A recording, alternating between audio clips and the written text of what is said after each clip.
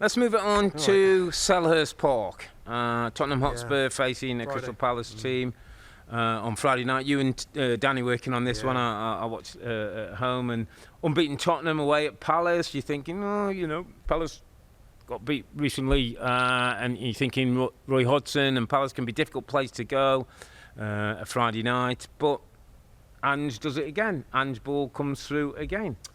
Yeah, I loved it. I really enjoyed the game, Rob. I really enjoyed the game. Really enjoyed what Spurs did at half-time to try and change things. Because at half-time, it's like, this is difficult. We know Roy Hodgson's tactics. Yeah. Crystal Palace have got plenty of hard-working players out there. They're missing their Eze's and their Elise. Yeah. So they're a little down on flair. But they had tons of effort and energy in Lerma and Decore and Schlupp and Ayew and Will Hughes. How about that for five hard-working midfield players? Protection was good. They were narrow. They allowed Spurs a little bit more space in the wide areas, which wasn't utilised in the first half for Tottenham, or not very much. Second half, they did. He had Ben Davies in the team because Udogie, I think, had got a bit of a knock, and he thought it was a game to rest him. Yeah. Ben Davies doesn't quite give you that same dynamic play, did he? As well. Apparently, a report said he had a little something. I mean, who knows? Yeah. But he made a change Emerson into that midfield area from fullback. And I just thought, Robin, and those out there, again, I always say this because I know it can get a little bit dry, the tactical side of things, but I just noticed that Papsar in the second half was definitely playing on the right. Because he, in effect, he's alongside Yves Bissouma, right? But when they push in Emerson in there, it really shoved him outside, as if like, we got to do more in the wide areas. Yeah, make more use of it.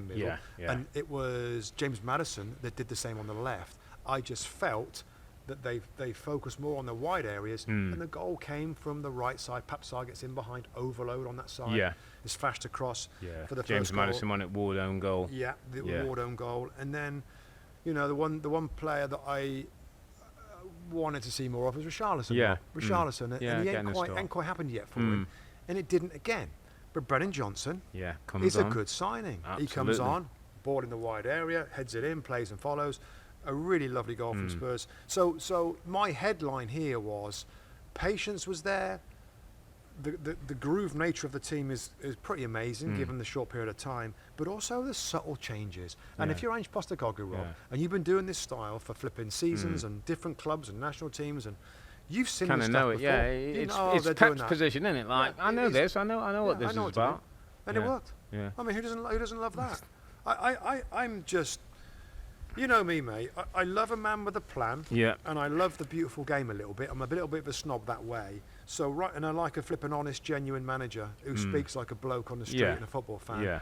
So at the moment, I couldn't love Tottenham anymore. The way that they're doing things, and I get it.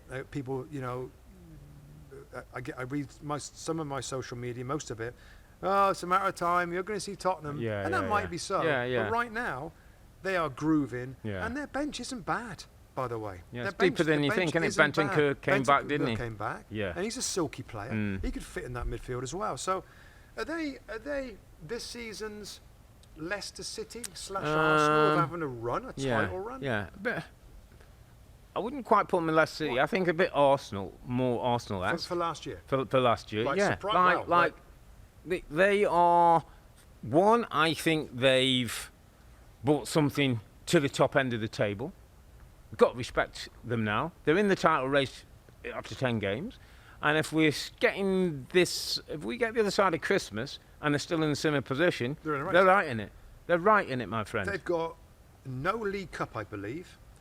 They're out. They're no European football. Yeah, they're out League Cup, aren't they? Yeah, no European football. They're Saturday, mate. Yeah. If they don't get many injuries, right, which is we possible. Don't know. Yeah. Sonny gets injured or Maddison gets injured. Big problem. But let's just say they don't. Yeah. And they can rest. Like Leicester did when people kept saying. They can prepare week to week. Yeah. There isn't. I mean, what we're seeing right now, they're scoring a ton of goals. What's their goal difference? Yeah, plus 13. They scored 22. Yeah. I mean, they can have a run, Rob, can't they? They can. I mean, it's going to be like everybody's going to say, as soon as they lose one, what happens then? And that's what everybody in football can't wait. And this guy absolutely will have the answers for it. He'll have the right responses. His team will be right. But it's just refreshing that in 10 Premier League games, somebody can go into a football club and do what he's doing. Incredible. And right now, Mustoe, and I've not always been as maybe complimentary to James Maddison. Haven't you? I've always liked him, but I've not been as hot as... he's probably the signing of the season. Brilliant, yeah. I mean, really gone is. to another level, absolutely another level of football. Let me chuck you another signing of the season and my underappreciated performer of the weekend. And I tell you what, I could have many of these Spurs players. I want to do Mickey van der Ven again, but I can't. No, it's not him. No. But some of the recovery runs from this guy. Please, everybody out there. Van der Ven, you're talking Van der Ven. What did I say? Van der somebody else. No. So Mickey van der Ven, the new central defender. He's like 6'4", isn't he? Yeah. He's the quickest defender I've seen for a long, long time. Watch him play. He's 22. He is a star. Yeah. He's going to be an absolute star. My underappreciated, Guillermo Vicario, the Italian goalkeeper. We know he's Italian now, too. Guillermo Vicario. Probably killed that first name. What Under the radar. Under the radar. Under the radar. Makes great saves. We ain't talking about him making mistakes with his feet. I mean, some of the saves he made even in this game. I mean, it's a very, very good signing. And it's like, I'll go back to Leicester again. You have to make spectacular signings to win. Yeah. And they made some in Mahrez and Kante and they had Jamie Vardy, etc., etc. When you've got Mickey van der Ven, you've got a goalkeeper like Vicario, they got James Madison. They're spectacular. Basuma's almost like a new signing. Yeah, they're like spectacular signings to give them a chance. So again, people Good watching Spurs, just watch the goal. An upgrade from Hugo Lloris and what we were doing. Hugo Lloris has been a brilliant captain to the football club. He's a world champion. But last year or so, one or two things have been going past him that were questioned. This fella looks right on it. And I tell you what, I've liked a couple of social media where he's really into it, Rob. He's celebrating with the team. It means a lot to him. Yeah. He's got something going there, Ange. He's absolutely got something going. Italians are great pros. In my experience, Italians are, the best in terms of professionals. So he's 27 years of age. Long career, the Spurs. Not a great day for Palace. Are you with a goal late on that at least made it a little bit look more respectable, but not a great day.